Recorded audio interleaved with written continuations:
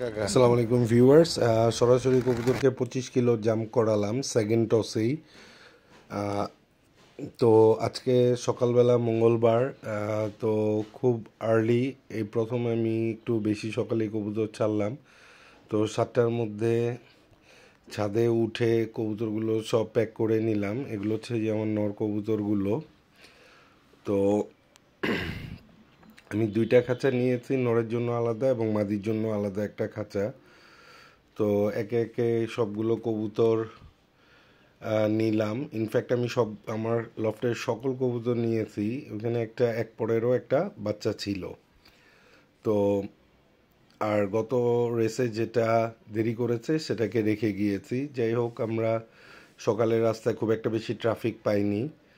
তো 300 feet per হয়ে ওদিকে যাচ্ছিলাম। আমরা চিন্তা করেছি যে ফ্লাইওভার দিয়ে গেলে যেসব জায়গায় একটু জ্যাম কম পড়বে এবং দ্রুত সময় পৌঁছাতে পারবো।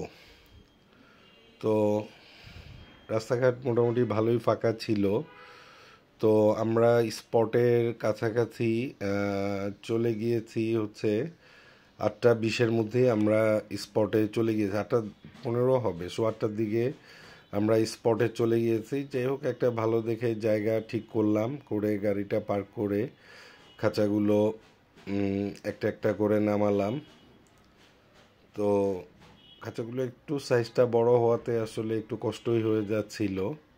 যাই হোক, 2টা খাঁচা পাশাপাশি রেখেছি এবং আমি যে স্পেসটা দেখতে পারলাম যে এটা কবুতর ফ্লাই করার জন্য একটা পারফেক্ট স্পট ছিল। তো কবুতরগুলোকে স্পটে নিয়ে 2-3 মিনিট একটু ব্রেক দিয়েছি, যেহেতু ওরা গাড়িতে এসছে। তো তখন হালকা রোদ উঠে গিয়েছে, তারপরে কবুতরগুলো ছেড়ে দিই। যাই হোক, আলহামদুলিল্লাহ, কবুতরগুলো স্পটে খুব একটা বেশি সময় নেয়নি এবং আমার বাসার দিকেই টার্ন করেছে। তো এখানে আমার সবচেয়ে যে বিষয়টা হচ্ছে, আমি ওখান থেকে আমার ছাদের লফটে সিসি ক্যামেরা দিয়ে দেখি।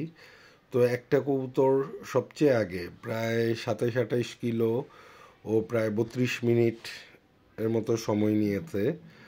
তো ও সবার আগে বাসায় পৌঁছে গিয়েছে। তো আমি কবুতরটা অনুমান করেছি, তারপর রাত্রে ভিডিওটা দেখলে আরও ভালো বুঝতে পারবো। তো ওইখানে আমরা একটু নাস্তা করলাম, নাস্তা করে ক্যামেরা দিয়ে রেখেছিলাম। তো অন অ্যান অ্যাভারেজ 40 মিনিটের মধ্যেই সব কবুতর চলে গিয়েছে।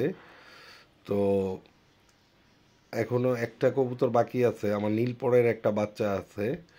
তো নীলপর থেকে হয়তো বা এক পর ঝরেছে। তো ওই বাচ্চাটা এখনও আসেনি, দেখি ইনশাল্লাহ কি হয়।